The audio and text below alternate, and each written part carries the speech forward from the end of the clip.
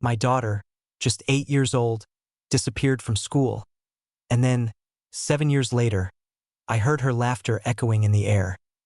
Dear wonderful viewers of Cheating Tales Lab, we are eager to know, from which corner of the globe are you tuning in to join us? We would appreciate your feedback. Now, let us embark on the journey of today's tale. Chapter 1. In his mahogany-paneled office, Michael Langford stood, his gaze fixed on the Seattle skyline that unfolded beyond the expansive floor-to-ceiling windows at T42. He wielded authority as one of the city's most accomplished defense attorneys, recognized for his strategic intellect and relentless quest for triumph. In every courtroom, his reputation loomed large, a figure who never overlooked a slight and was relentless in collecting what was owed to him. The photograph encased in a frame on his desk depicted what seemed to be an idyllic family. Gregory stood with his arm wrapped around his wife Kate, a breathtaking blonde with captivating emerald eyes, while their 8-year-old daughter Emily beamed beside them, her infectious smile capable of softening even the toughest of hearts. Claire Donovan, formerly known as Schneider, had been working as a pediatric nurse when their paths first crossed 12 years ago. It was her compassionate nature that first captivated Gregory. Yet he frequently pondered whether that very softness rendered her oblivious to the harsh truths of the world. Gregory's childhood was anything but gentle. Growing up in Detroit under the care of a single mother, following his father's departure, he quickly grasped that loyalty was a scarce treasure, while betrayal served as the currency for the feeble. His mother, Claire Riley, had toiled at 3 jobs to ensure he could attend law school, succumbing to exhaustion mere months before his graduation. That loss shaped something indomitable within Gregory, a principle that required unwavering loyalty from those he cherished and prompt, ruthless vengeance for those who dared to betray him. Emily embodied both his vulnerability and his fortitude. In stark contrast to Kate's gentle demeanor, Emily possessed Gregory's keen intellect and unwavering independence. She could engage in philosophical discussions with him over breakfast and advocate for additional bedtime stories with the skill of a practiced attorney. By the age of 8, she was already exhibiting the unmistakable strength that coursed through Gregory's bloodline. Kate strode into his office unannounced, a quirk that had once been charming but now struck as intrusive. If you enjoyed this video, don't forget to hit that like button and subscribe to our channel for more exciting content. Your support means the world to us, and by subscribing, you'll never miss an update. Join our community and be part of the conversation. Let us know your thoughts in the comments below. We love hearing from you. Gregory, we must discuss the upcoming school play featuring Emily. The rehearsal schedule presents a conflict with. Take charge of it. Gregory interjected, his gaze fixed on the window. He had observed Kate's growing tendency to interrupt at work, her desire to engage in discussions about trivial matters that she had once handled on her own. What raised greater alarm were the understated transformations.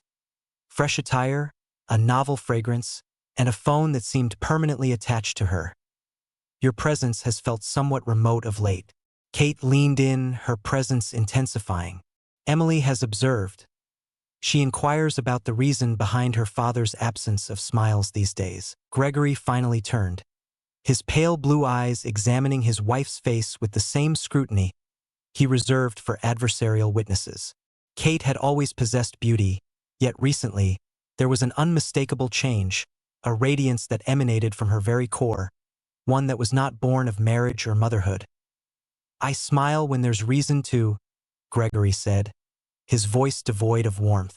Could you share what has been contributing to your recent glow? Kate's cheeks turned a deep shade of crimson, yet she held his gaze unwaveringly. I'm not quite sure what you're implying. Are you?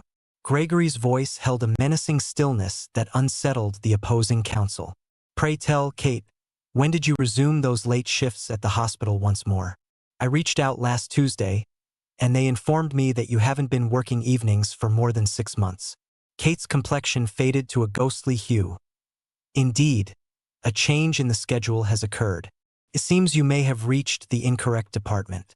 Gregory wore a smile, yet it failed to illuminate his eyes. Indeed, I understand.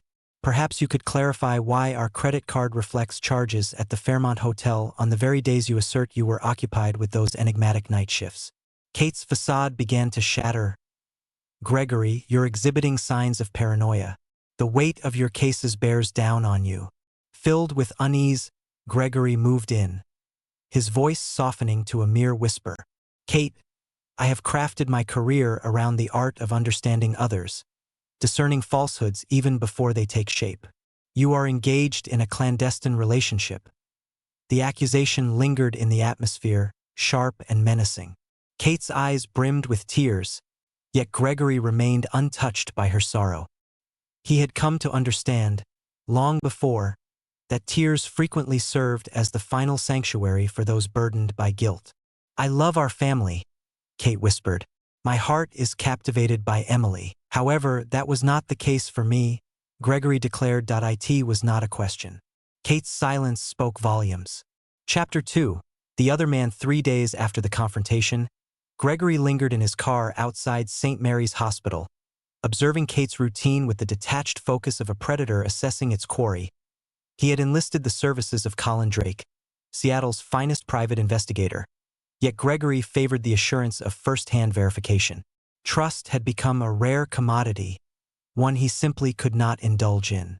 As the clock struck 6:47 p.m., Kate stepped out of the hospital, her destination not the parking garage where her car awaited, but rather the street corner where a silver BMW sat, engine humming softly. Gregory's jaw clenched at the sight of the driver, Nicholas McNamara, the esteemed chief surgeon at Seattle General and a former colleague of Kate's prior to her transfer to St. Mary's 2 years prior.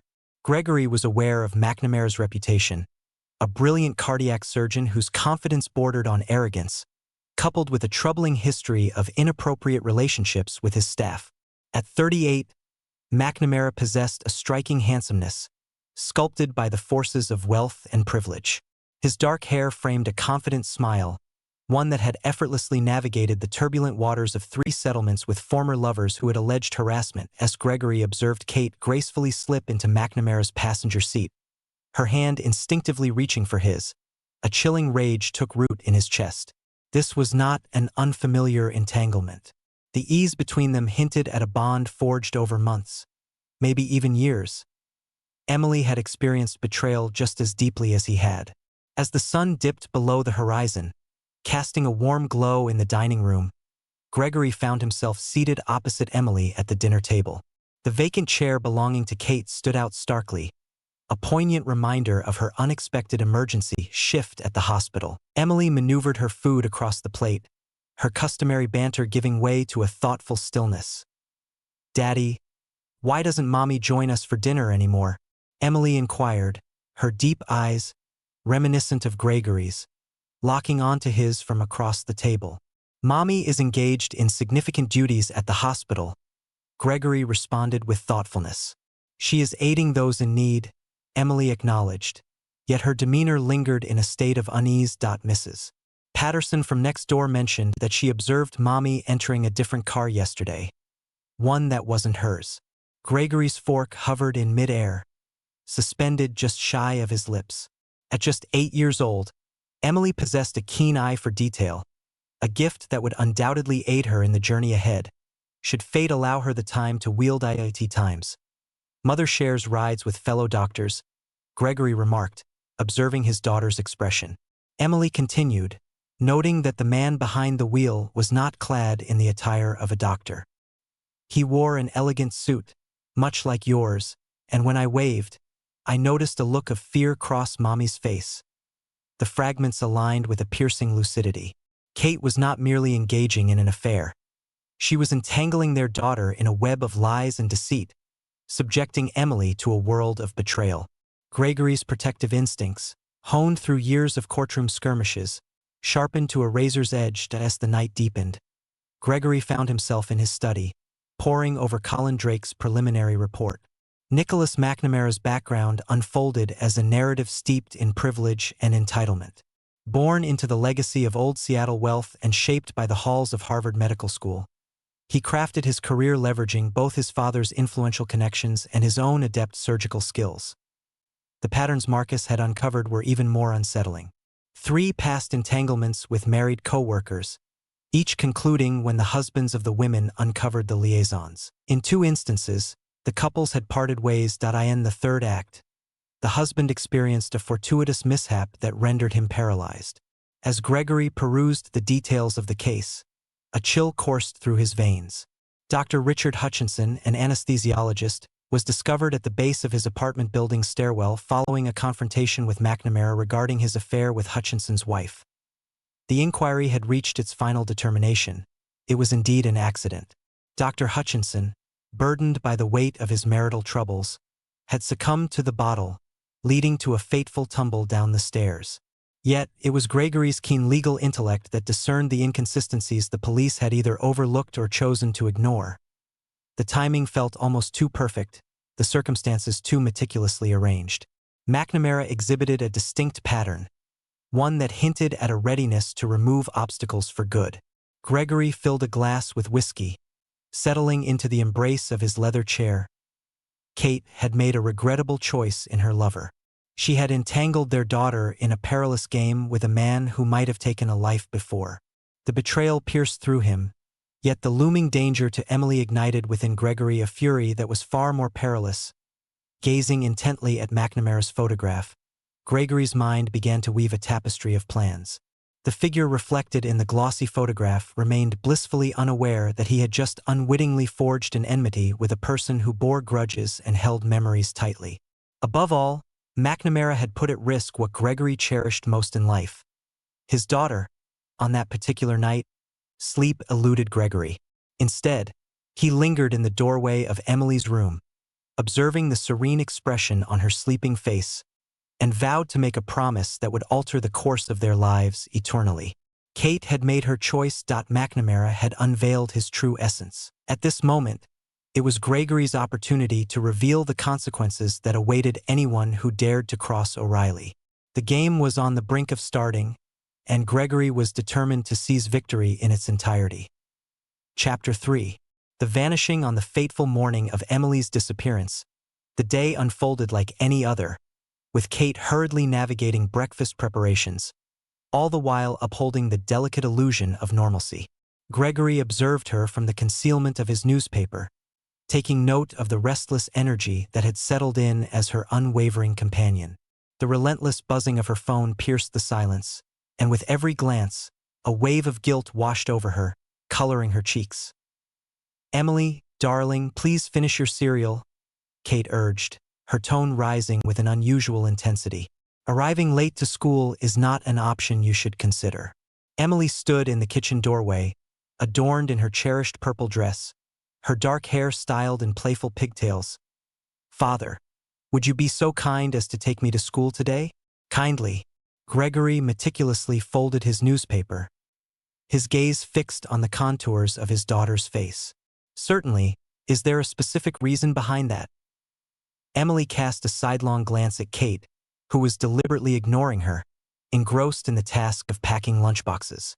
"I would like to share with you the art project that has captured my imagination. It revolves around families." Gregory couldn't help but notice the irony. "I would be delighted to witness it." Kate whirled, her face a mask of tension. "Today, I must take Emily to her destination. I need to head to the hospital early. Her school lies along the route." "Since when has Madison Elementary been en route to St. Mary's Hospital?" Gregory inquired, his tone unsettlingly serene. Once more, Kate's phone vibrated with a persistent buzz. She cast a fleeting look at it, and in that moment, Gregory perceived the flicker of alarm in her gaze. "A shift has occurred in my schedule. Dr. Morrison has requested my presence for a consultation." Gregory rose with deliberate slowness, his stature bestowing upon him a distinct physical advantage that he had mastered with skillful precision. "Kate, it has been 8 months since Drive Morrison's retirement that I found myself at his retirement celebration."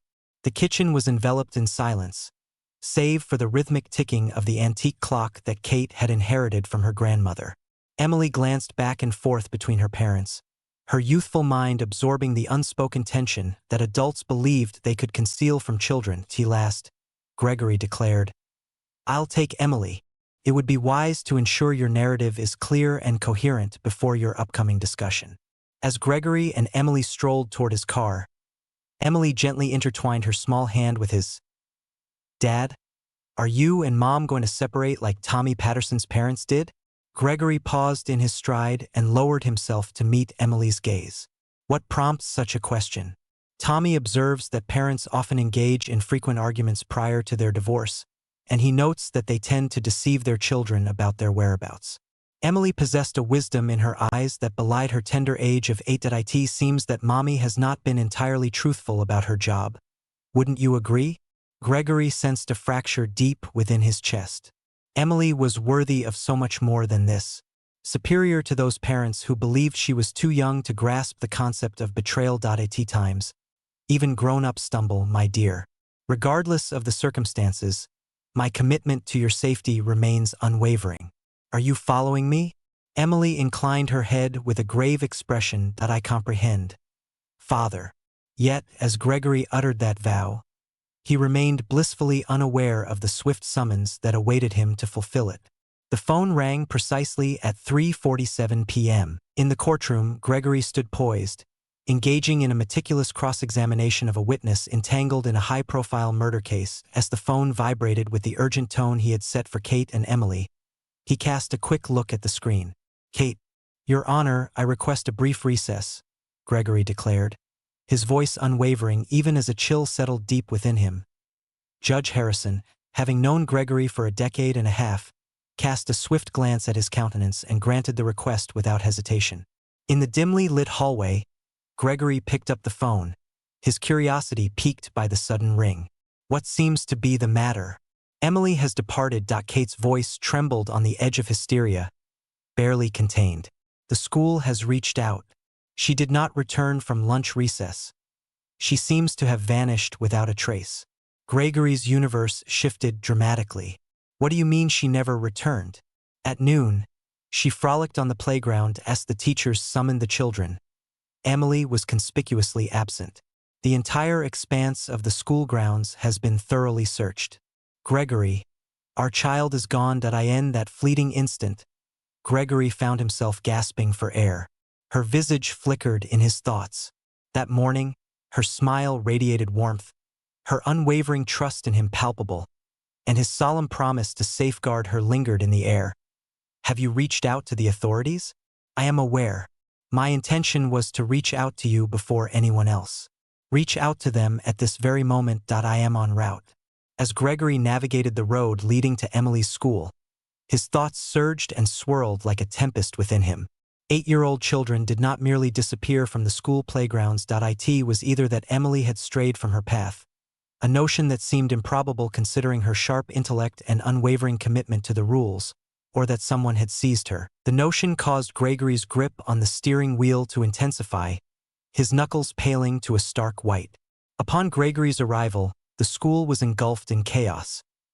Police vehicles filled the parking lot, their presence commanding attention as officers conducted interviews with teachers and meticulously searched the building. Kate lingered by the main entrance, her complexion ashen and her hands trembling with unease. Upon catching sight of Gregory, she dashed toward him. She seems to have vanished without a trace. Kate wept softly against his chest. It feels as though she simply vanished into thin air. Gregory embraced his wife with a certain detachment, his thoughts already transitioning into the mindset that had earned him acclaim in the courtroom. Systematic, precise, unyielding in the quest for understanding. Share with me the precise details of the event. Kate drew away, dabbing at her tears. Mrs. Chun, the teacher, observed Emily engaged in play with a cluster of children by the playground fence. As the lunch bell echoed through the halls, signaling the arrival of eager children, a curious absence lingered. Emily was nowhere to be found. Mrs. Chun pondered the possibility that Emily had already entered with a different class, yet when roll call was conducted. Whom did you reach out to prior to contacting me? Gregory inquired softly. Kate's complexion drained of color. Could you clarify what you mean? Kate, your phone records. Whom did you reach out to first? Kate's lips parted and closed in a silent rhythm. Gregory examined her face with the meticulous scrutiny he had honed through years of interrogation, and what he discerned sent a chill coursing through his veins, remorse. It was not merely the guilt of a terrified mother. It was the profound guilt of one who possessed knowledge far beyond what she dared to reveal. Kate. Gregory's voice fell to a perilous whisper, one that commanded the attention of judges. "Where has our daughter gone?" Just as Kate was about to respond, Detective Paul Harrison made his way toward them. Gregory was familiar with Copeland from various cases. A commendable officer, principled and meticulous in his work. Mr. Riley, I am currently managing this case. I have a few questions I would like to pose to both of you. As they approached the police cars, Gregory noticed a flicker in Kate's expression that sent a chill through him. More profound than anything else he had encountered that day, it transcended mere concern for Emily's well-being. It was a dread rooted in something far more profound. In the stillness of that night, while police officers meticulously searched their home for any sign of evidence and Kate found herself repeating the same answers to relentless inquiries, Gregory lingered in Emily's bedroom, his gaze fixed on the family photo resting on her nightstand and the image. They appeared joyful, the ideal family he had envisioned just a week prior. Yet, as Gregory gazed at Kate's smile captured in the photograph, a haunting question lingered in his mind. How long had it all been a facade? For how long had his wife been orchestrating this scheme? Every instinct he had sharpened through years of defending the accused whispered the same truth to him. Kate was acutely aware of Emily's whereabouts. The inquiry revolved around Emily's safety, or if Gregory's probing into McNamara had unleashed a peril far beyond the confines of a mere affair. Cradling Emily's cherished stuffed bear in his hands, Gregory vowed once more, a moment that would shape all that followed. He would seek out his daughter. And when he did, all those accountable for her abduction would face a reckoning that would render his courtroom reputation mild by contrast. Chapter 4. The hunt begins. Detective Copeland's investigation unfolded with meticulous attention to detail, yet Gregory's patience endured for a mere 48 hours. As the police interrogated neighbors and scrutinized security footage from the school, Gregory embarked on his own investigation, driven by the relentless efficiency that had forged his career. On the third day, Colin Drake's report descended upon Gregory's desk with the force of a bombshell. Kate's liaison with Dr. Julian Whitaker had endured for 18 months, a duration that exceeded Gregory's suspicions. The financial records that Marcus had unearthed were even more unsettling. Kate had been discreetly pulling out modest sums of cash over time, amassing a fund that had now reached nearly $30,000. The funds that Gregory had amassed were being employed to sustain her ruse. However, the most incriminating proof emerged from a collection of text messages exchanged between Kate and McNamara, which Marcus had unearthed from Kate's cloud backup. Messages she believed had vanished for good. "Nicholas, the timeline has advanced. Preparation is essential. Kate, I feel a sense of fear creeping in. What is the story of Emily? Nicholas, have faith in me. Following this weekend, all doubts will be laid to rest." On the morning of Emily's disappearance, the last message was dispatched. "The task is complete. The first phase has been successfully concluded." Gregory gazed intently at the printouts, the words searing themselves into his vision. Phase 1. Whatever schemes Kate and McNamara had devised, Emily's vanishing was merely the prologue. But the start of what? As dusk settled, Gregory faced Kate in the intimacy of their bedroom. She hurriedly stuffed items into her suitcase, her actions a flurry of chaos and disarray. "Are you heading out somewhere?" Gregory inquired from the threshold. Kate twirled, holding a sweater tightly against her heart. "The authorities suspect that Emily may have been transported beyond state lines. I wish to be prepared for travel should an opportunity arise." Fascinating hypothesis. Gregory entered the room, gently shutting the door behind him. "In your experience with kidnappings, Kate, how frequently do the perpetrators reach out with ransom demands or make contact with the family within the initial 72 hours? Kate's complexion drained of color. "I'm uncertain." "I do not practice criminal law. Indeed, that is not the case. Yet I find myself in that very state. In my experience, when a child disappears without a trace, without witnesses or demands for money, it often points to the unsettling possibility that someone within the family circle has played a role in orchestrating the vanishing act." Gregory's voice exuded an unsettling calmness, rendering it all the more threatening. "What is it that you propose?"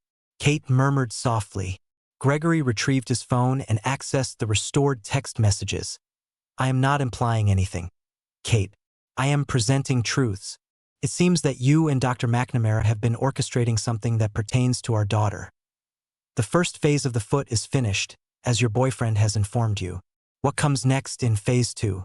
Kate's legs buckled beneath her, and she collapsed onto the bed. For a fleeting instant, Gregory found himself teetering on the edge of sympathy for her. Nearly. It's not what you think, Kate finally said. Kindly elucidate it for me. At this moment, I believe that you and McNamara have taken my daughter, and I am mere seconds away from reaching out to Detective Copeland to disclose your text messages to him. Kate's poise shattered entirely. She is secure. I assure you, Emily is safe. We would never cause her any harm. Where could she be? I'm afraid that's something I cannot disclose. Gregory's grip faltered. With 2 swift strides, he traversed the room and seized Kate's shoulders, lifting her to her feet. My daughter has been unaccounted for over the past 3 days. 3 days. Kate, reveal her location or I will compel you to do so. The menace in Gregory's voice was clear as day. Kate had witnessed him dismantle adversarial witnesses with nothing but his words. Yet this situation felt entirely distinct. This was intimate, and Michael Langford's intimacy was a power that only a handful of individuals ever experienced and survived to recount. She's with my sister, Kate whispered. That you, Brenda? Within the vibrant city of Portland. Gregory let her go, and in an instant, she lost her balance and stumbled backward. Is it Monica Hayes? Your sister, who was believed to have perished in a car accident 5 years prior? Kate's quietude spoke volumes. My goodness, Kate, for how long have you been crafting this plan? What foundation of falsehoods have you constructed our marriage upon? Brenda didn't die, Kate murmured, her voice barely rising above a whisper. She entered the realm of witness protection. Her former spouse posed a threat. We orchestrated her demise to ensure her safety. Gregory's thoughts surged, weaving through the myriad implications that lay before him. Had Monica Hayes been alive, and if she were indeed in witness protection, it would imply she possessed ties to law enforcement, individuals capable of making identities vanish and reemerge at their discretion. Individuals capable of making an 8-year-old girl disappear from a playground, leaving no evidence behind. What of McNamara? What role does he play in your sister's return? Kate enveloped herself in an embrace, her arms encircling her form. Nicholas has been offering his assistance to Brenda. Healthcare, record-keeping, monetary assistance. At the inception of our relationship, I confided in him about her. He yearned to lend a hand. How magnanimous of him, Gregory remarked with a chill in his voice. So, what exactly is he assisting you with now? Vanish alongside Emily? Embark on a fresh journey, one where the troublesome spouse fades into the background. It isn't quite that way. So what is it truly like? Kate, from my perspective, it appears that you and your boyfriend have taken my daughter, aiming to coerce me into a divorce that would grant you everything you desire without any effort on your part. Gregory felt indifferent to Kate's tears at this point. He had witnessed an abundance of guilty defendants weep, rendering him unmoved by the display before him. In what part of Portland? Gregory insisted. I shall refrain from disclosing that information. Gregory's smile spread across his face, while Kate instinctively recoiled. She had witnessed that smile in the courtroom, just moments before he shattered a life with his meticulously selected words. Kate, it appears you may have lost sight of the person you vowed to share your life with. I refrain from making requests.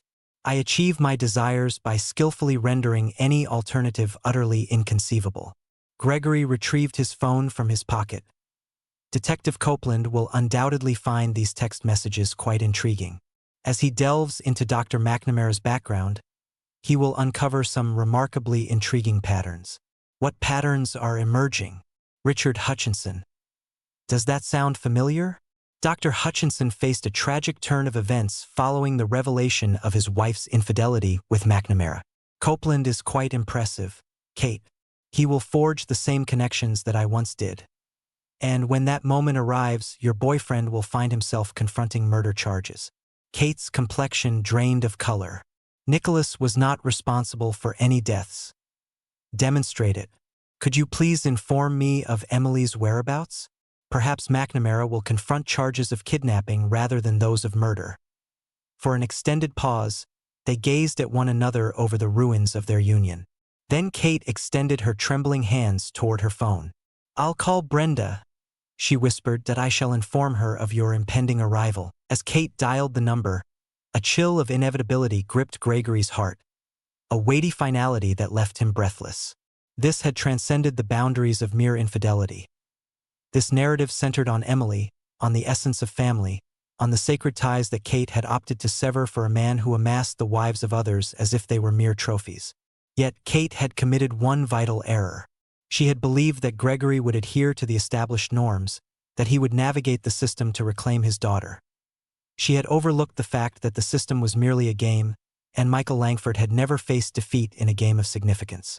Though Phase 1 may have reached its conclusion, Gregory's game was merely commencing. Chapter 5: The Warehouse. The address Kate provided guided Gregory to an industrial district in Portland, where forsaken warehouses loomed like concrete relics of economic downturn. He had traversed the darkness of the night, sustained by bitter coffee and a simmering rage that grew more frigid with every mile he covered. Detective Copeland had, with a heavy heart, consented to allow Gregory to chase this lead on his own, recognizing that a father's fervent determination might achieve what the formal avenues could not. The warehouse at 1247 Industrial Boulevard mirrored its neighbors, with shattered windows, walls marred by rust, and an air of desolation that urged even the most honest souls to quicken their pace through the area. As Gregory drew nearer, he observed the unmistakable signs of recent activity. New tire tracks marred the dusty expanse of the parking lot, a generator's steady hum resonating from within, while windows shrouded in newspaper obscured any glimpse from the outside world. Gregory maneuvered his Mercedes into a spot nestled behind a mound of construction debris, then glanced at his phone. Signal absent. He found himself pondering whether it was mere coincidence or a deliberate act, but the truth eluded him. Yet, he had journeyed too far to allow any issues in communication to hinder his progress at this point. The side door stood ajar, a subtle hint that should have raised his suspicions from the very start. Gregory entered the warehouse's shadowy depths, the sound of his footsteps reverberating through the expansive area. Sunlight streamed through the grimy skylights, casting luminous patches that danced amidst the enveloping darkness. He was instantly enveloped by the scent. It was not the mustiness he had anticipated, but rather something entirely different. A matter of health. Antiseptic. "Greetings?" Gregory's voice echoed through the concrete corridors, a sharp call that reverberated in the stillness. "Emily." Silence responded to him, yet it was not an absolute silence. In the depths of the warehouse, a gentle hum of electrical machinery mingled with the faint whisper of air conditioning. In the forsaken structure, Gregory ventured further into the warehouse, his gaze acclimating to the faint illumination that he noticed them, the segmented spaces that had been erected in the distant corner of the building.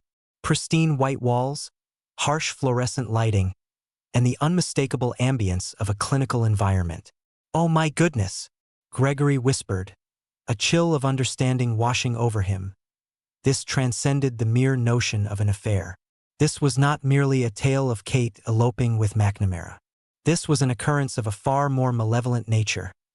The sound of a child's laughter reverberated through the warehouse, bright and melodic, stirring a deep sense of nostalgia. "Father." The voice echoed from afar, softened by distance, yet undeniably belonged to Emily. Gregory's heart pounded in his chest as he trailed the sound, navigating the makeshift medical facility with an escalating sense of dread. Tables for operations, equipment for monitoring, and 4 stands await attention. Everything was pristine, contemporary, and utterly unlawful within the confines of a forsaken warehouse. "Emily." Gregory's voice trembled as he called out, laden with an emotion he struggled to contain. "Emily. Where have you wandered off to, my dear?" The sound of giggling echoed once more, emanating from a place beyond. Gregory pushed through a pair of double doors and discovered a space that had been transformed into living quarters. A cozy arrangement of furniture, a well-equipped kitchen, inviting bedrooms, and a fully functional apartment discreetly nestled within the warehouse. There, nestled on the couch, Emily was engrossed in cartoons on her tablet. Father. With a burst of energy, Emily leaped to her feet and dashed toward him, enveloping him in a warm embrace with her tiny arms wrapped around his waist. I always had a feeling you would come looking for me. Aunt Brenda mentioned that you would, yet Uncle Nick suggested that perhaps you might not be inclined to. Gregory knelt, enveloping his daughter in a warm embrace, inhaling the comforting fragrance of her shampoo while savoring the tangible presence of her in his arms. She found herself enveloped in a cocoon of safety. She existed in the realm of the living. All other matters could be addressed at a later time. Are you in pain, my dear? Has someone caused you pain? Emily drew back, her dark eyes reflecting a weight of seriousness as she regarded him. Absolutely not, Father. Aunt Brenda tends to my needs with great care, yet my feelings towards Uncle Nick are less than favorable. He administers a potion that lulls me into slumber, while he converses with Mommy about matters that are meant to remain beyond my ears. A chill coursed through Gregory's veins. What type of medicine, Emily? The type found among the needles. It was reminiscent of the time I received my vaccinations for school, yet distinctly different. Uncle Nick claims it's vitamins, yet vitamins typically don't induce sleepiness. Gregory's hands quivered as he cradled Emily's face, his gaze fixed on her pupils, searching for any hint of what exactly, what actions had McNamara taken concerning his daughter. Father, are you well? Your expression suggests fear. Gregory compelled a smile to grace his lips. Now that I've discovered you, all is well. Emily, I need you to remain right by my side. Understood? We shall depart from this place as one, yet Aunt Brenda will feel a tinge of sorrow. Her absence was felt deeply, a haunting echo of what once was, as the world mourned a loss that never truly existed. My dear, I understand, but it is time for us to return home now. Emily inclined her head with a grave expression. May I retrieve my bear? Aunt Brenda gifted me a brand new one. Certainly. Reveal to me the location of your belongings. As Emily guided him to one of the bedrooms, Gregory's thoughts surged with the weight of what he had uncovered. The healthcare establishment, the medications Emily referred to, the intricate arrangement. This was no ordinary abduction or a mere ploy for custody. This endeavor demanded substantial financial resources, meticulous planning, and a high level of medical expertise. In the makeshift sanctuary that was Emily's temporary bedroom, Gregory lent a hand in gathering her sparse possessions, all the while grappling with the weight of newfound revelations. McNamara had been administering substances to Emily. The inquiry revolved around the reasons behind it and the overarching strategy that had been devised for the future. Emily, Gregory spoke with caution. Did Uncle Nick capture any pictures or videos when he administered the medicine to you? Emily's face contorted with deep focus. At times, he would mention that they were intended for Mommy, to reassure her that I was all right. Yet, he also seized the opportunity while I lay in slumber. That felt rather peculiar. Gregory felt his blood freeze in his veins. Images of his daughter, rendered unconscious and under the influence. The torrent of possibilities that surged through his mind left him feeling distinctly unwell.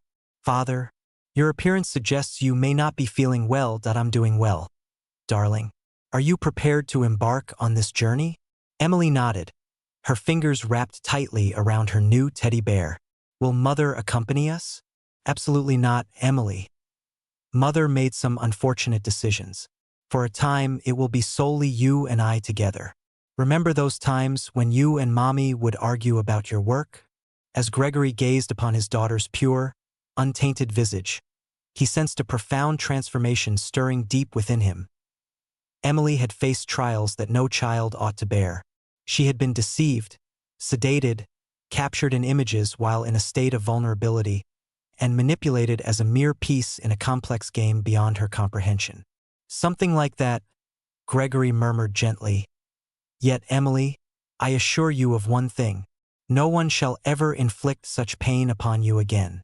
No one shall ever pry you from my grasp. Are you following me? Emily inclined her head in agreement. I comprehend, Father. Yet what of Aunt Brenda? She's not truly gone, you see. Indeed, my dear. Yet, there are moments when adults must vanish to ensure their safety. At times, they vanish, having committed acts that have caused pain to others. As they strolled toward the warehouse exit, Gregory's phone, at last, detected a signal and promptly erupted with a flurry of missed calls and messages. Kate, Detective Copeland, and Colin Drake. All were eager to learn whether he had located Emily. Yet, Gregory chose to disregard the phone at this moment. There was but a singular focus: ensuring Emily reached a place of safety. What he had unearthed in the warehouse revealed that the game Kate and McNamara were engaged in was perilously more complex than a mere dalliance. Now, the moment had arrived for Gregory to take his turn on the stage. As they approached the car, Emily cast a glance back at the warehouse. "Father, do you think Uncle Nick and Aunt Brenda might face any consequences?" With careful hands, Gregory fastened Emily into her car seat, his touch tender even as a storm of anger brewed within him. "Indeed, my dear, they shall find themselves in quite a predicament." "Excellent," Emily remarked with a sense of fulfillment. "The sedative did not sit well with me." As Gregory steered his vehicle away from the warehouse, his mind was already weaving intricate plans. Kate and McNamara had traversed a boundary that could never be undone. They had ensnared Emily in their sinister plot, rendered her unconscious with drugs, captured her image in that vulnerable state, and who could fathom the depths of their malevolent intentions? Yet, they had committed one pivotal mistake. They had presumed that Gregory would adhere to the conventions of society, that he would navigate the legal framework in pursuit of justice. They were on the brink of discovering that, when it pertained to Emily's safety, Gregory, with a hint of irony, held no regard for rules. Chapter 6. The truth unveiled as Gregory navigated the road back to Seattle. The journey afforded him ample opportunity for contemplation, a pursuit in which he excelled.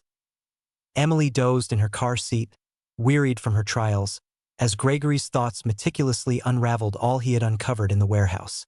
The medical equipment, the drugs, the photographs, fragments of a puzzle that coalesced into a scene too ghastly for the average mind to bear. Gregory had encountered darkness throughout his career, had stood up for the monsters cloaked in human guise. Yet this was something entirely distinct. This held a personal significance.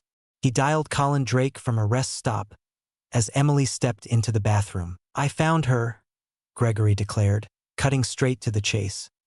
"She is secure, yet I require your assistance in investigating a matter for me. I require comprehensive information regarding organ trafficking networks along the West Coast, with a specific focus on any links to cardiac surgeons." Marcus remained silent for an extended pause. "Goodness gracious, Gregory, are you implying what I believe you're implying? I must convey the distressing truth that my 8-year-old daughter was subjected to drugging and photographed while she lay unconscious in a makeshift medical facility. It is imperative to note that Dr. Julian Whitaker possesses not only surgical equipment but also a network of individuals capable of fabricating false identities, alongside a troubling history of removing those husbands deemed inconvenient." As Kate stood nearby, Gregory's gaze lingered on Emily through the rest stop window, her petite silhouette evoking thoughts of the delicate nature of childhood. Kate made her decision. Now she resides in the shadow of her choices. As Gregory pulled into the driveway with Emily, Kate stood waiting, her presence unmistakable. Her expression revealed a complex tapestry of emotions: relief, guilt, and an undercurrent of fear.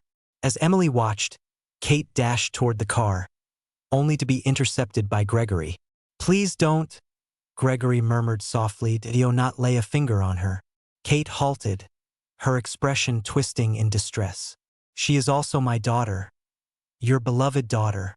Gregory's voice held an unsettling tranquility. "Kate, you played a role in her abduction. You assisted in administering the drug to her. You allowed McNamara to capture her image in a moment of unconsciousness. Which aspect of that can truly be considered nurturing?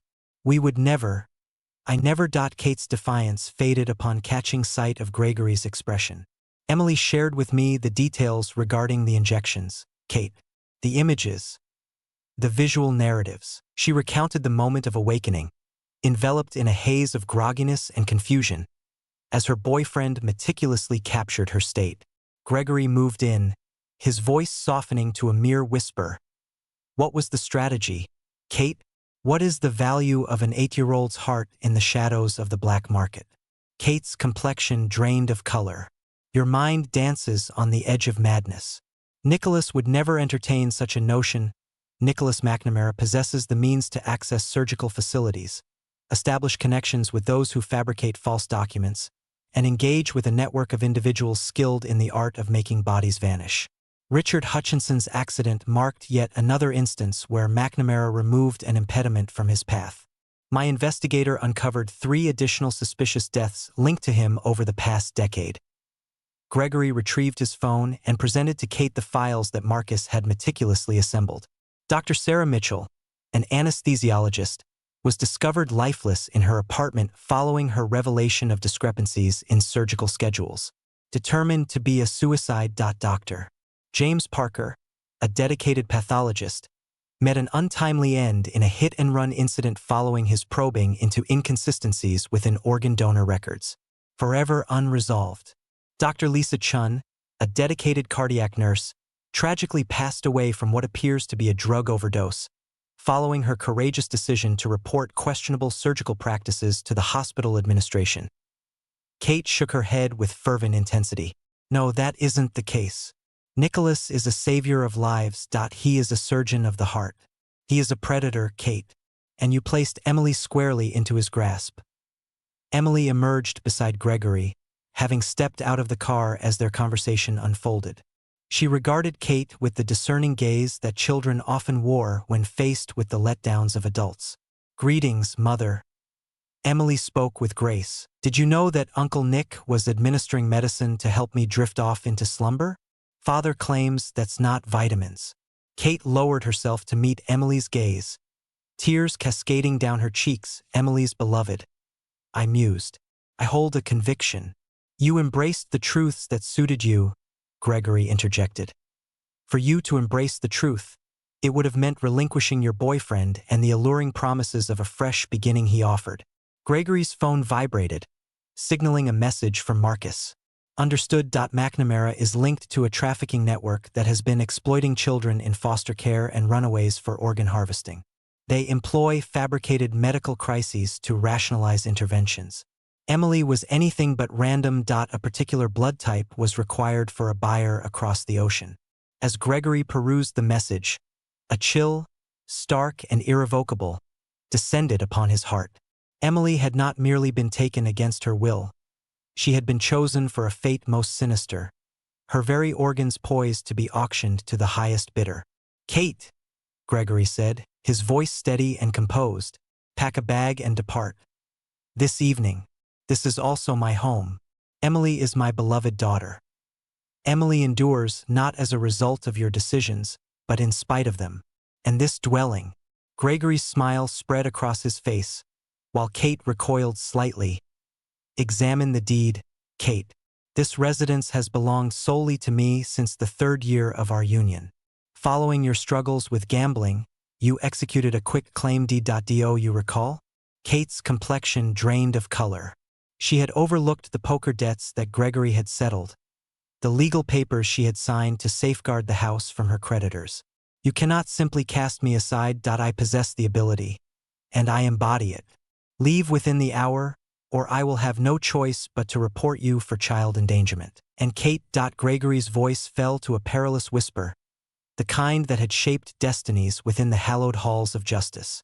If you attempt to reach out to Emily, if you dare to approach within a mile of this residence, if you even so much as exhale in our vicinity, I will ensure that the world is fully aware of the schemes you and McNamara were concocting. Your nursing license, your reputation, your freedom. Everything you hold dear will vanish into thin air. Kate gazed at Emily, who observed the exchange with the serious focus of a child striving to grasp the complexities of adult disappointment. Emily, my dear, Mommy loves you, Kate whispered softly. I understand, Emily responded. Yet affection alone cannot suffice when poor decisions are made. My father imparted that wisdom to me. As the clock ticked away, Gregory and Emily stood by the living room window, their eyes fixed on Kate as she meticulously packed her car with the scant possessions Gregory had permitted her to take. If you enjoyed this video, don't forget to hit that like button and subscribe to our channel for more exciting content. Your support means the world to us, and by subscribing, you'll never miss an update. Join our community and be part of the conversation. Let us know your thoughts in the comments below. We love hearing from you. Emily grasped Gregory's hand, her tiny fingers clenched with a swirl of feelings as her mother's car disappeared into the distance. Will we ever catch a glimpse of Mother once more? Emily inquired. That hinges on what Mother decides to do next, Gregory responded. However, Emily, there is something I wish to share with you. What transpired with you, the schemes they devised, shall never come to pass again. I assure you of that. Emily gave a solemn nod. What of Uncle Nick? Gregory gazed upon his daughter's innocent visage, a surge of determination swelling within him as he vowed once more. A promise forged in the depths of his heart, one he would uphold no matter the sacrifice required. Gregory spoke softly. Uncle Nick is about to discover that certain mistakes are beyond forgiveness. Yet, there are those who never receive a second chance.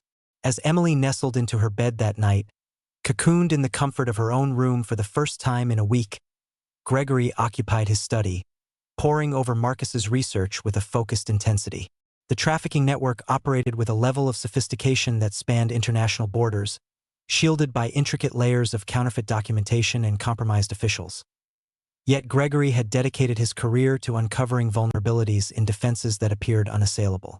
Dr. Nicholas McNamara, despite his remarkable surgical prowess and dubious affiliations, had committed one irrevocable mistake. He had issued a threat to Isabel Riley. Isabel Riley's father was Michael Langford, a man renowned for his ability to dismantle the lives of those who believed themselves beyond reach. The true contest was on the verge of unfolding. Chapter 7.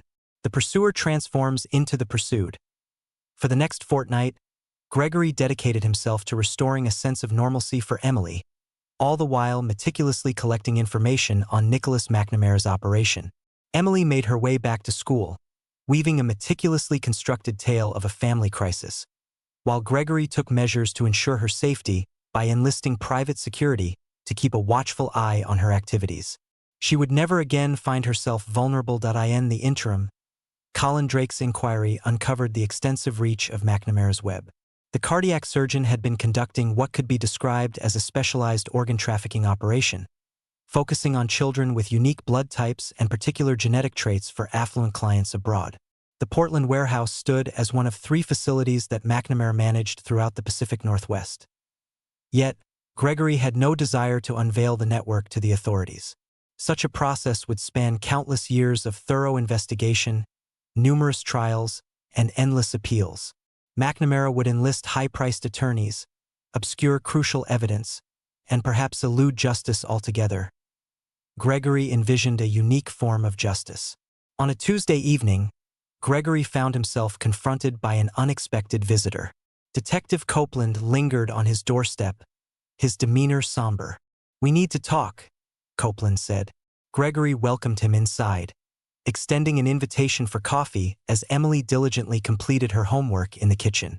They took their place in Gregory's study, the very chamber where he had meticulously orchestrated the downfall of numerous adversaries. "Yesterday, Kate paid me a visit," Copeland began. "She is leveling some grave accusations against you, asserting that you threatened her, compelled her to vacate her residence, and are obstructing her from seeing Emily. She intends to pursue charges of kidnapping." Gregory reclined in his leather chair, observing the contours of Copeland's face. "What are your thoughts on these allegations? It seems that Claire Donovan is fervently attempting to shape a story that casts her as the victim, rather than as a participant in child endangerment." Copeland retrieved a folder from his possession. "I suspect she remains unaware of my inquiries into Dr. McNamara ever since Emily vanished." Gregory's eyebrows arched ever so slightly. "Ah, the case of Richard Hutchinson's death remains shrouded in unresolved mysteries. Numerous inconsistencies abound. As Emily disappeared, I began to observe the patterns unfolding around me. McNamara's name repeatedly surfaced." Copeland carefully opened the folder. "Are you curious about what I discovered? I am all ears." Dr. McNamara has dedicated his practice to caring for children afflicted with a rare genetic condition, necessitating significant sedation during medical procedures. However, There is no evidence to suggest that these children exhibited this condition prior to their consultations with McNamara. Tragically, several of these children have lost their lives due to accidents or unexpected illnesses. Gregory sensed his heartbeat accelerate. What is the number of children? 17 throughout the last 5 years, each possessing a unique and uncommon blood type, previously in good health. Copeland inclined his body, eager to engage. Gregory, it appears that your daughter has been chosen as victim number 18. And Kate embodied the quintessential insider connection. A caregiver entrusted with the keys to patient histories. An individual capable of pinpointing prospective targets while offering comprehensive health insights. Copeland's countenance grew somber. It seems she failed to grasp the true nature of McNamara's actions until the moment had passed, leaving no room for intervention. Her choices remain inexcusable. Indeed, it does not, yet it could shed light on her current eagerness to embrace the role of the villain. If McNamara falls for this, Kate will inevitably follow him into the abyss. Gregory pondered this information with great care. If Copeland had already been delving into McNamara, then the prospect of official justice could indeed become a reality. Yet, the wheels of official justice would turn slowly. Time was a commodity that Gregory refused to bestow upon McNamara. Detective, what steps are necessary to construct a compelling case against McNamara? Proof. Account. Documents revealing his financial gain from these tragedies. Copeland examined Gregory's visage with keen interest. The type of proof that would necessitate an individual with access to McNamara's confidential records and exclusive facilities. Is there anyone akin to me? I never uttered those words. Gregory wore a smile. Indeed, that was not the case. However, in a hypothetical scenario where compelling evidence of McNamara's crimes were presented to you, would you be prepared to respond swiftly? In a hypothetical scenario, should the evidence have been acquired in accordance with legal standards and meticulously documented, then the answer would indeed be affirmative. As the night deepened and Emily drifted into slumber, Gregory picked up the phone to call Colin Drake. Please arrange a meeting with McNamara, Gregory instructed. Are you out of your mind? He seeks to extract your daughter's organs. Precisely. This implies he will be eager to complete what he began. Inform him that I am open to discussion.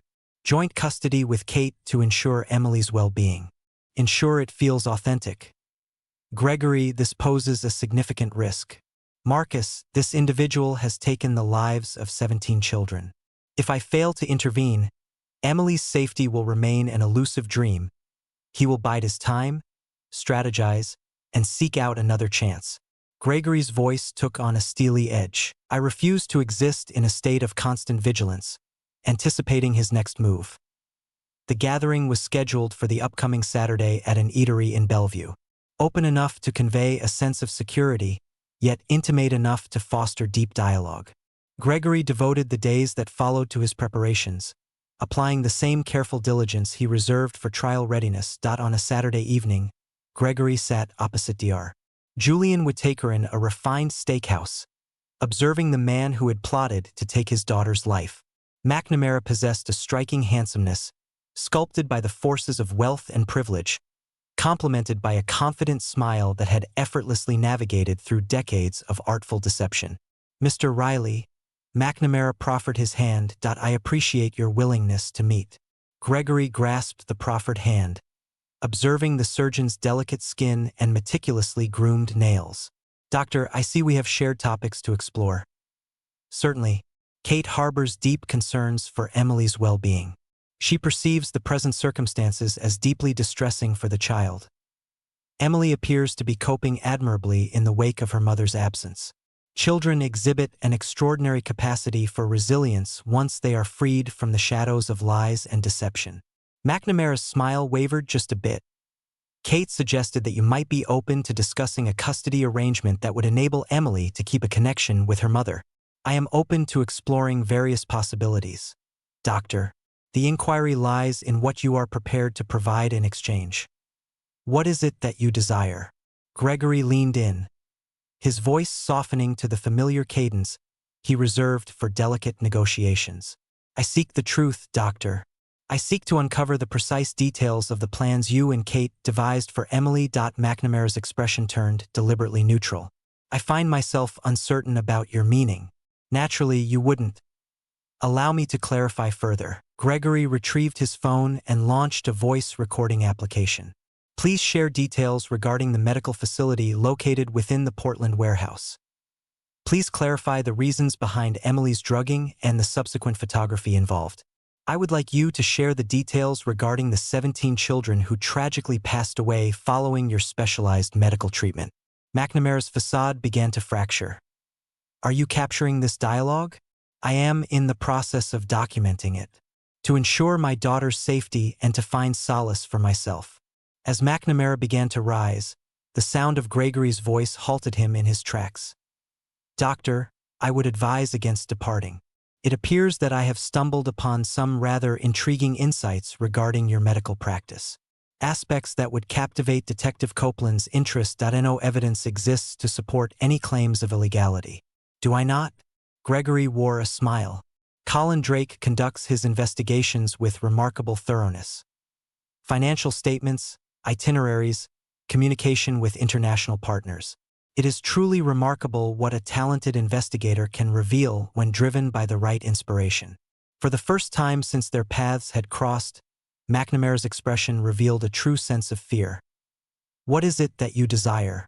I seek the unvarnished truth. Everything. In return, I will contemplate permitting Kate to have supervised visits with Emily. It was, undeniably, a fabrication. Gregory would ensure that Kate never approached Emily again. Yet McNamara remained unaware of that fact. What if I choose to decline? Then Detective Copeland will receive an extensive file tomorrow morning, and you will find yourself spending the remainder of your life justifying to federal prosecutors the tragic deaths of 17 children after your care. McNamara lingered in silence, his surgeon's hands quivering ever so slightly as he extended them toward his wine glass. At last, when he found his voice, it emerged as a mere whisper. How can I be certain that you won't report me no matter what I share with you? Gregory's smile was frigid, devoid of any trace of compassion. Doctor, you intend to take the life of my 8-year-old daughter and trade her organs to the highest bidder. Your faith in my assurances pales in comparison to the challenges you face. With that one declaration, Gregory set in motion the unraveling of the confession that would obliterate Nicholas McNamara's existence, just as McNamara had schemed to dismantle Emily's. Chapter 8, The Reckoning. McNamara's confession unfolded over 3 hours, resulting in a substantial 47 pages of transcription. When Gregory finally concluded his account, he had meticulously chronicled a criminal operation that spanned 3 states and encompassed the tragic murders of 23 children, a stark contrast to the 17 that Detective Copeland had originally believed. The recording device on Gregory's phone immortalized every word as McNamara unraveled the intricacies of the selection process, the fabricated medical procedures, the web of overseas buyers, and the calculated removal of anyone who posed a threat to the operation. He articulated his thoughts with the cold precision of a surgeon detailing a standard operation, as though the children he had slain were mere medical specimens rather than living souls. Emily was flawless, McNamara remarked, his tone unwavering even in the wake of the drinks. He'd had AB negative blood type, in peak health, perfectly proportioned. A buyer in Singapore expressed a readiness to pay $2 million for an entire harvest, including heart, lungs, liver, kidneys, and corneas. Kate was meant to deliver her once we had established the medical facility in Portland. In that moment, Kate grasped the unfolding reality before her. McNamara paused, caught in a moment of uncertainty. Kate held the conviction that Emily would be tranquilized and transported to Mexico, where she would reside with Brenda until the custody matter found resolution. She remained oblivious to the buyers and the intricacies of the procedures. When were you intending to share that with her? Once it was over, Kate would have found herself in the depths of despair, yet I would have stood by her side, ready to guide her through the shadows of her sorrow. At times, love demands challenging sacrifices. Gregory gazed intently at McNamara from across the table, captivated by the man's uncanny talent for framing mass murder as a manifestation of love. What about the other children? Did their guardians endure comparable sacrifices? The other children stood apart, distinct in their own ways. Foster children, runaways, street youth, each one a whisper in the wind, unnoticed and unmissed. Emily marked my initial departure from the conventional selection criteria. McNamara's gaze bore into Gregory with an unsettling intensity. Kate's affection stirred a deep sense of nostalgia within me as they departed the restaurant. Gregory possessed all the tools necessary to bring McNamara to his knees. Yet he had more to say, for the reason that dismantling McNamara through legal means would require time. Time was a luxury Emily could not afford while the surgeon remained unoccupied. On the following morning, Gregory presented Detective Copeland with copies of the recording, accompanied by Colin Drake's thorough investigation into McNamara's financial history and travel habits. Copeland absorbed fragments of the confession, his face etched with the somber demeanor of one who had witnessed the darkest corners of humanity throughout his career. "This is sufficient to ensure he remains incarcerated for eternity," Copeland remarked. A series of grave allegations, numerous counts of first-degree murder, conspiracy, and the illicit trade across state lines. He shall never behold the light of day again. What is the timeline for his arrest? I will obtain the warrants within the next 48 hours. We will synchronize our efforts with federal agents and the Portland police to strike all of his facilities at once. Gregory nodded, yet a shadow of concern lingered on his face. "Detective, what prevents McNamara from vanishing once he becomes aware of the unfolding situation? The man possesses a web of connections, counterfeit documents, and a stash of money tucked away in foreign lands. We shall proceed with haste. He will find no moments to dash away." Yet Gregory had devoted countless years to criminal defense, leaving him skeptical of the system's capacity to thwart cunning criminals from eluding justice. For years, McNamara had skillfully evaded capture, outsmarting those who sought to find him. Gregory refused to gamble with Emily's safety based on the hope that circumstances might shift at this moment as the sun dipped below the horizon. Casting long shadows across the room, Gregory's phone rang, delivering news that solidified the dread that had been gnawing at him. "Gregory." Colin Drake's voice was taut, laced with a sense of urgency. "McNamara has departed. His home stands vacant. His workspace has been stripped bare, and his finances have been depleted. He vanished in the shadowy hours that lingered between midnight and the first light of dawn." Gregory sensed a chilling numbness creeping through his veins. "What is the situation with Kate?" "Additionally, it has vanished. Departed from her apartment in the late hours of the night. No address to forward. There is no sign of their destination." Gregory ended the call and swiftly reached out to Detective Copeland, who validated Marcus's findings. Even with Copeland's unwavering faith in the swift nature of official justice, McNamara had slipped away, executing an escape with the precision of one who had meticulously charted several routes to freedom. "We shall locate them," Copeland vowed. "A journey across state lines by air. Allegations of conspiracy. This will be prioritized by the FBI. Detective, McNamara has been taking the lives of children for years, and yet you, along with every other law enforcement agency, have failed to see it. I hope you understand my hesitation to trust in the system's capacity to safeguard my daughter." In the stillness of the night, Gregory found himself in Emily's room, his gaze fixed on her peaceful slumber. The burden of his failure loomed over him, an almost tangible weight that threatened to crush him. He believed he could wield the legal system as a weapon to eradicate the menace that McNamara embodied. In place of that, his meticulous records had provided McNamara with the crucial alert he required to evade capture. As Emily stirred in her slumber, Gregory extended his hand to gently caress her hair. In the soft glow spilling from the hallway, she appeared strikingly youthful and fragile. The mere notion of McNamara's hands upon her, the substances he'd administered, the images he'd captured while she lay in a state of oblivion, sent a wave of fury crashing through Gregory, blurring his vision with an intense heat. "Father." Emily's voice carried the soft, languid weight of slumber. "What brings you to my room?" "Merely reaching out to see how you are, my dear." Return to the embrace of slumber. Emily propped herself up, her gaze fixed on Gregory's face, tapping into that innate understanding that only children seem to have. "Your expression betrays a hint of fear once more. Will Uncle Nick be returning?" Gregory felt a tightness in his chest. Absolutely not, Emily. Uncle Nick shall never bring you harm again. I assure you. Excellent. He was not to my liking. Emily reclined once more, her fingers wrapped tightly around her beloved teddy bear. Father, will you remain by my side until I drift off into slumber? Certainly. As Emily slipped into the embrace of slumber, Gregory resolved to take a step that would shape the course of their futures forever. The judicial framework had faltered. With McNamara's freedom, the shadow of danger loomed over Emily, ensuring her safety would always remain an elusive dream. The surgeon would bide his time, strategize, and seek another chance to complete the task he had begun. Yet, Gregory held advantages that law enforcement lacked. He possessed wealth, influential ties, and an eagerness to navigate beyond the boundaries that restrained formal inquiries. Above all, he possessed an element that McNamara had failed to recognize: a father's love forged into a tool of unwavering intent. Gregory retrieved his phone, his fingers trembling slightly as he dialed a number he had wished to keep forever dormant. Alejandro Clay.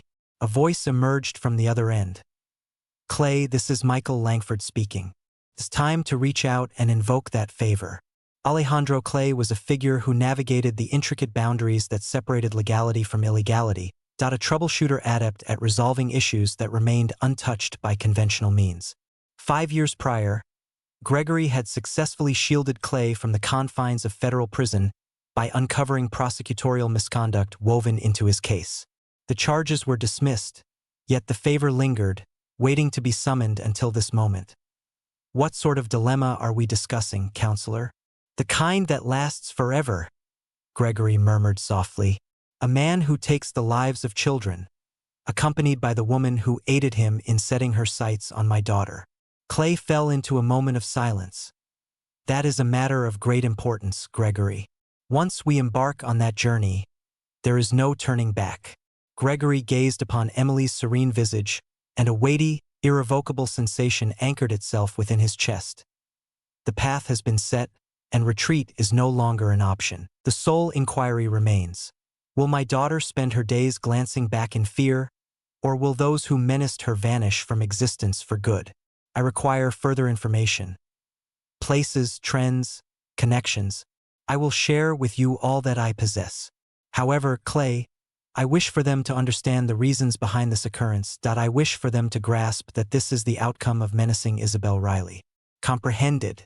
Arranging this properly will require some time. I'm not going anywhere, Gregory declared. Nor is Emily. Yet, McNamara and Kate must come to understand that certain errors are insurmountable. As Gregory concluded the call, a wave of tranquility washed over him, a feeling he had not known since Emily had vanished. Though the legal system had faltered in safeguarding his daughter, Michael Langford had always understood that true victories in life were not solely won through its corridors.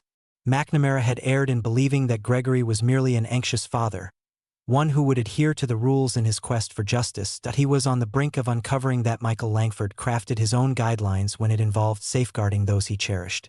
The hunt was on the cusp of commencing, and this time it would be Gregory who would lay the traps. Chapter 9. There shall be no absolution. Half a year had passed when Gregory found himself in the kitchen of their new abode on Bainbridge Island, observing Emily as she practiced the piano from the threshold of the living room. After Detective Copeland delivered the grim news that the FBI had discovered the charred remains of Kate and McNamara in a desolate cabin in rural Oregon, they had decided to relocate, the tragic outcome of a rift among criminal partners weighing heavily on their minds. Natural consequences of an unnatural lifestyle, Copeland remarked, his gaze meticulously examining Gregory's expression. The inquiry continues, yet truthfully, Mr. Riley, the world feels more secure in their absence. Gregory had shown a fitting blend of shock and concern, even attending Kate's memorial service, where he assumed the guise of the sorrowful ex-husband. Emily was absent. Certain bonds, once broken, may remain irreparable.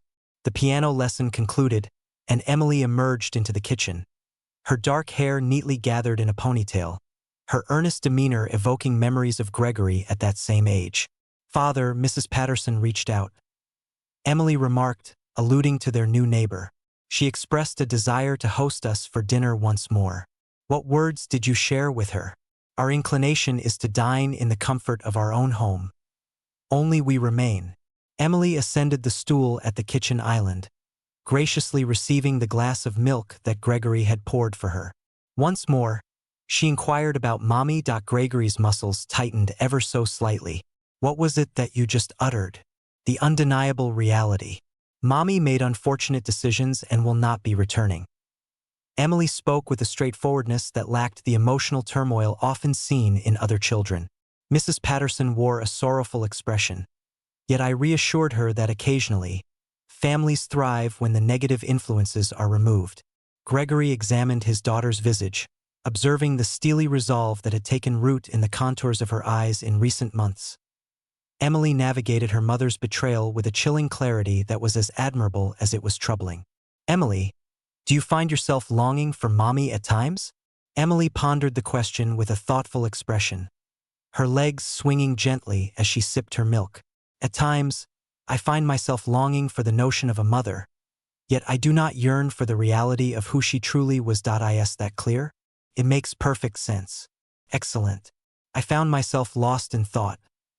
Emily hesitated, selecting her words with precision. It crossed my mind that perhaps our family is complete just as it is, without the need for anyone else. Perhaps it is preferable when only those who would never inflict harm upon one another are involved. Gregory experienced a tumultuous blend of pride and worry. Emily found herself grappling with lessons of loyalty and betrayal, experiences that many children would never have to face. She was evolving into a person who recognized that love devoid of unwavering trust held no true value. Indeed, you may be correct, Gregory conceded. However, Emily, you understand that not everyone in the world poses a threat, correct?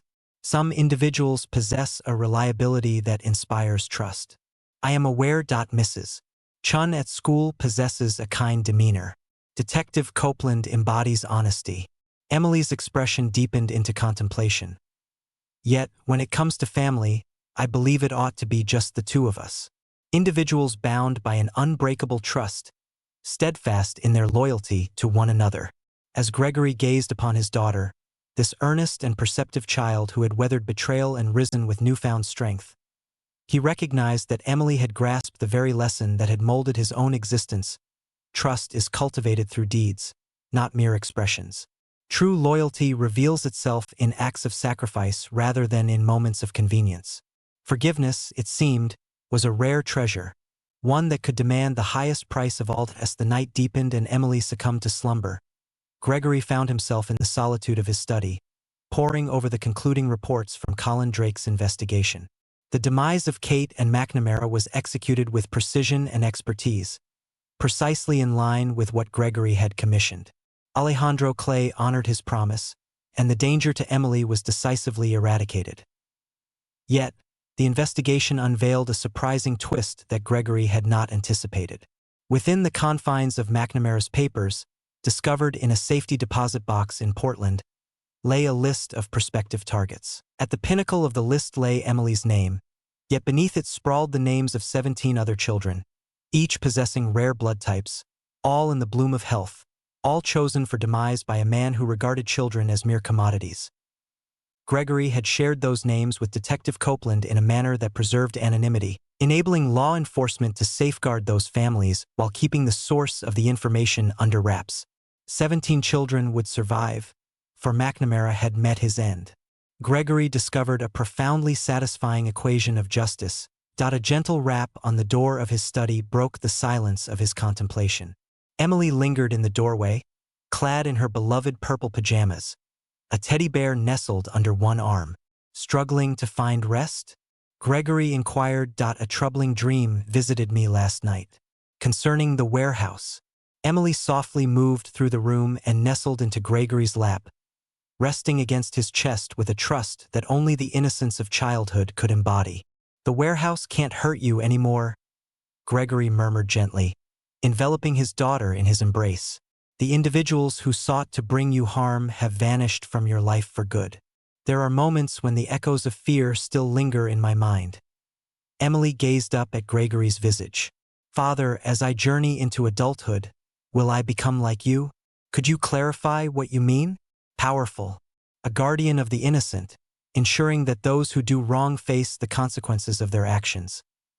Gregory pondered the question with great deliberation. Emily was beginning to exhibit the traits of Riley Steele, the toughened resolve born from the realization that the world harbored true malevolence, and that at times, such malevolence required eradication rather than redemption. Emily, you will become whoever you decide to be. Indeed, I believe you possess great strength. I believe you will be a guardian for those you hold dear. Excellent.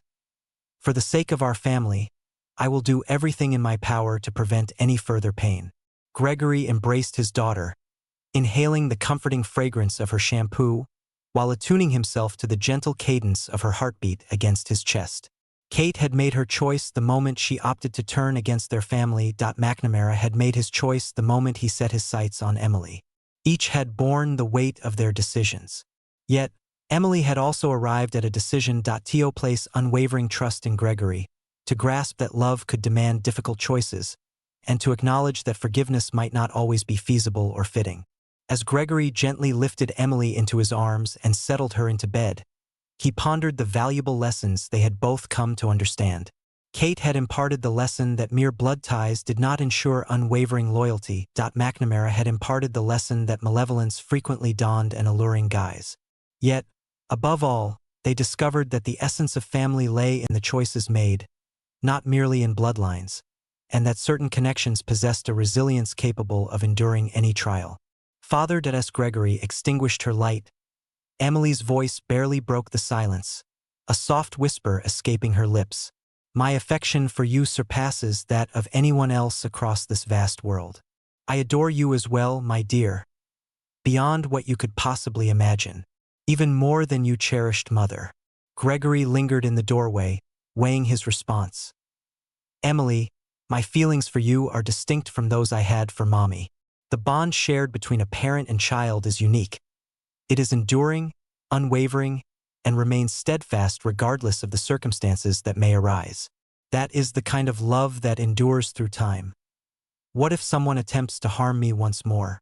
Gregory's voice held a menacing stillness that had previously unsettled opposing counsel. Then they shall discover the fate that befell those who dared to make that error before them. In the enveloping shadows, Emily's smile emerged like a beacon of light. Excellent. Your words wrap around me like a comforting embrace, instilling a sense of safety within. As Gregory shut Emily's door and made his way back to his study, a feeling of fulfillment washed over him, a sensation that had eluded him since Kate's treachery. Emily found herself in a haven, the dangers vanquished, and they had forged a family rooted in profound trust and steadfast loyalty. Beyond the horizon, Seattle glimmered like a jewel, its lights dancing upon the shadowy expanse of Puget Sound. In the heart of that city, countless families grappled with the weight of betrayal, the sting of deception, and the heart-wrenching realization that love, despite its power, often fell short in safeguarding those they cherished most. Yet, Michael Langford had absorbed an entirely different lesson.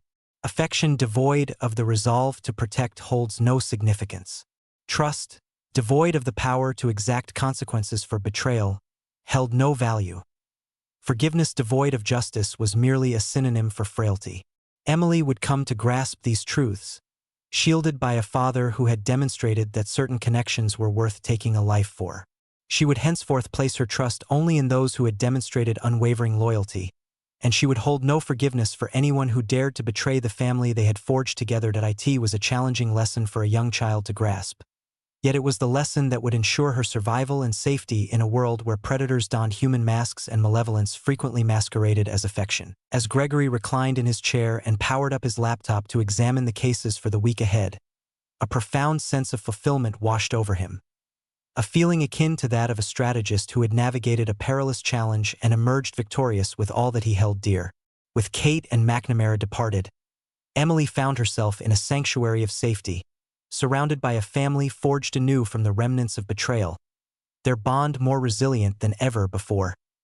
Certain individuals have mastered the art of forgiving and letting go.